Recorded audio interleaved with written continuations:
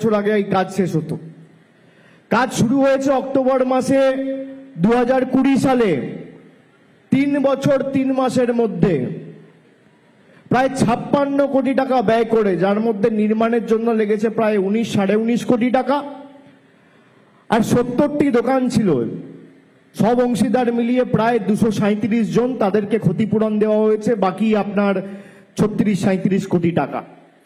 সব মিলিয়ে 56 কোটি টাকা খরচা করে 50 বছরের 5 দশকের দাবি। 1952 সালে প্রথমবার নির্বাচন হয়েছিল, খুব সম্ভবত ভারতের জাতীয় কংগ্রেস এই আসনটি থেকে জয়লাভ করেছিল। তারপর দীর্ঘ প্রায় 57 বছর 2009 অবধি অন্যান্য রাজনৈতিক দলের প্রতিনিধিরা এই ডায়মন্ড হারবার লোকসভা কেন্দ্রের সাংসদ হয়েছে বা সংসদে প্রতিনিধিত্ব করেছে। কেউ কোনোদিন এই দাবি নিয়ে সরব হয়নি। 34 বছর বাম সরকারের আমলে যাদের সাংসদ বিধায়ক এখানে ছিল, জ্যোতির্ময় বাবু, অমল দত্ত, শ্রমিক লাহিড়ী, 34 বছর বাম শাসন, তাও এই চড়িয়াল খালের কোনো সুব্যবস্থা বা সুরাহা এরা করতে পারেনি। 2014 সালে নির্বাচন করতে এসে মানুষের কাছে পৌঁছানোর যখন আমি চেষ্টা করি, জল কল রাস্তা নিয়ে তো সমস্যা ছিলই, তারপরে বজবজ জুড়ে সব থেকে বেশি সমস্যা যদি কোনো ইস্যু নিয়ে থেকে থাকে সেটা হচ্ছে চড়িয়াল খাল। অশোকদা বলেছিল এই অসাধ্য সাধন করতে হবে, কেউ পারেনি, তুমি করতে পারলে বুঝবো। আমি চ্যালেঞ্জ হিসেবে গ্রহণ করেছিলাম, 5 বছর লড়াই করেছিলাম এবং 2019-এ আপনাদের কথা দিয়েছিলাম যে 5 বছরের মধ্যে করে দেখাবো। শুধু ইট পেতে ঘটা করে শিলান্যাস করে বাজনা বাজিয়ে ঘোষণা করে আমরা থেমে থাকি না, আমরা কাজ নির্দিষ্ট সময়ের মধ্যে শেষ করে মানুষকে দেওয়া কথা প্রতিশ্রুতি পূরণ করে মানুষের জন্য কাজ করে দেখাই।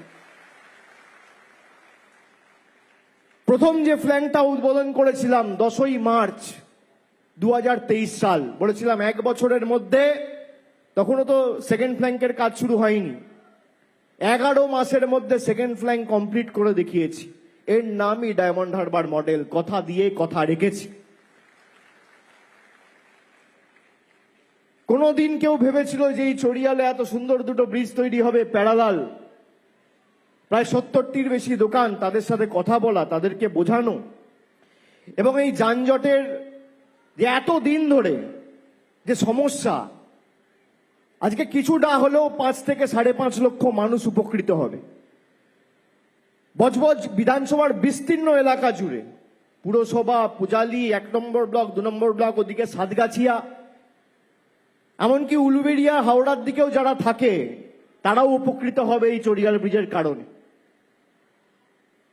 5 থেকে 6 লক্ষ মানুষ উপকৃত হবে।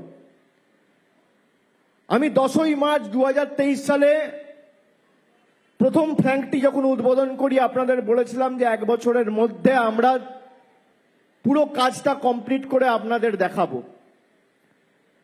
পরবর্তী সময়ে বিভিন্ন সময়ে ডায়মন্ড হারবার লোকসভা কেন্দ্রের পর্যালোচনা সভা ডেকে টাইম টু টাইমের ফিডব্যাক নিয়ে রিভিউ করে, যাতে কোনো সময় অপচয় না করে মানুষকে দেওয়া কথা আমরা পূরণ করতে পারি এবং কথা দেওয়ার মতোই যেন সেই পর্যাপ্ত সময়ের মধ্যে আমরা কাজ সম্পূর্ণ করতে পারি, আমি নিজে অগ্রাধিকার দিয়ে দেখেছি। এবং আজকে সেই মহেন্দ্রক্ষণ যেখানে বজবজের মানুষের স্বপ্ন বাস্তবায়িত হতে চলেছে। আমরা কথা দিয়ে কথা রাখি। আমরা কেন বলি যে ডায়মন্ড হারবার মডেল? গত 10 বছরে 2014 সালে প্রথমবার আমি সাংসদ হিসেবে নির্বাচিত হওয়ার পর আপনাদের বলেছিলাম যে আমার সীমাবদ্ধ এখতিয়ার সামর্থ্য অনুযায়ী যেখানে রাস্তা, জল, কলের প্রয়োজন, আমি চেষ্টা করব এগুলোকে অগ্রাধিকার দিয়ে দেখে এর সুরাহা করবার। বজবজ রুরাল ব্লকে 1 নম্বর ব্লক এবং 2 নম্বর ব্লকে যে কটি গ্রামীণ রাস্তার খবর আমার কাছে এসে পৌঁছেছে যে পাকা রাস্তা হওয়ার দরকার, সঙ্গে সঙ্গে তার ব্যবস্থা করেছি। চড়িয়াল খালের যখন রিহ্যাবিলিটেশন নিয়ে প্রবলেম হচ্ছিল, তখন অশোক দ্বারা নিজে পুরসভা থেকে শুরু করে তখন শ্রীমন্ত বেঁচে ছিল, সেও অনেক সাহায্য করে তার পুরো সাথী সবাইকে নিয়ে যেভাবে কাজ করেছে, আমরা সেই কারণে আজকে চড়িয়াল সেতু উদ্বোধন করতে পেরেছি। এরপরেও বিভিন্ন সময়ে মানুষের পাশে দাঁড়ানো, কোভিডের সময় অভুক্তদের বাড়িতে আমাদের প্রতিনিধিদের মারফত তাদের দরজার বাইরে খাবার পৌঁছে দেওয়ার ব্যবস্থা আমরা করেছি। আমফানের সময় তিরপল থেকে শুরু করে গরিব মানুষের ছাদের ব্যবস্থা আমরা করেছি।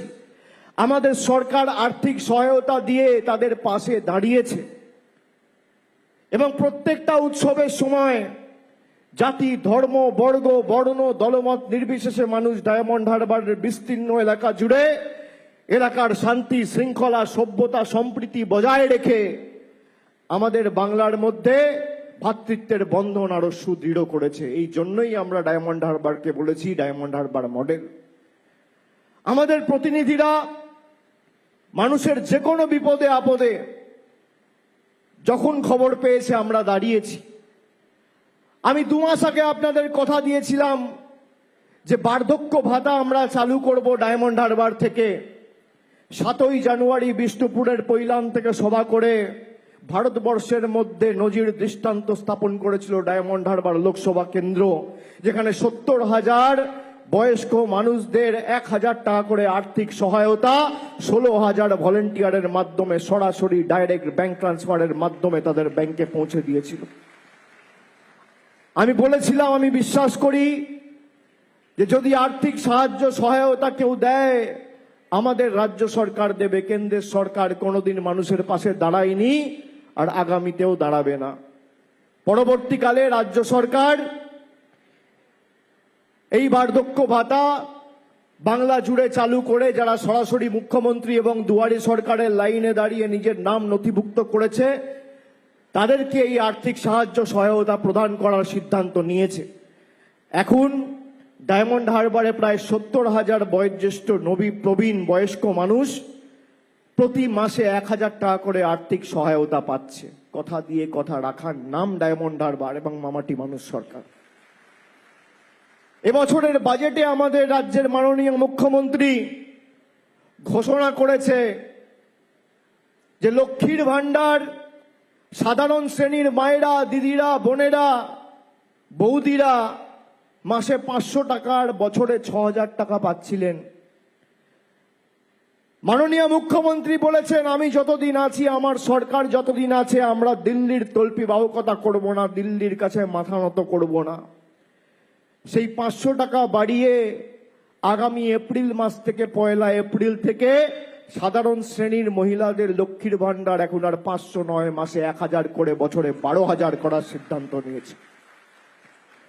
তপশিলি জাতি, উপজাতি, তালিকাভুক্ত জনজাতি, মূলবাসী যাদের বছরে 1,000 টাকা, বছরে 12,000 টাকা এবং মাসে 1,000 টাকা করে সাহায্য সহযোগিতা আমাদের রাজ্যের সরকার করছিল, মামাটি মানুষের সরকার করছিল, তাদের মাসে এখন আর 1,000 নয়, মাসে 1200 টাকা করে 200 টাকা বাড়িয়ে তাদের আর্থিকভাবে সাহায্য করে তাদের পাশে দাঁড়ানোর সিদ্ধান্ত সরকার নিয়েছে।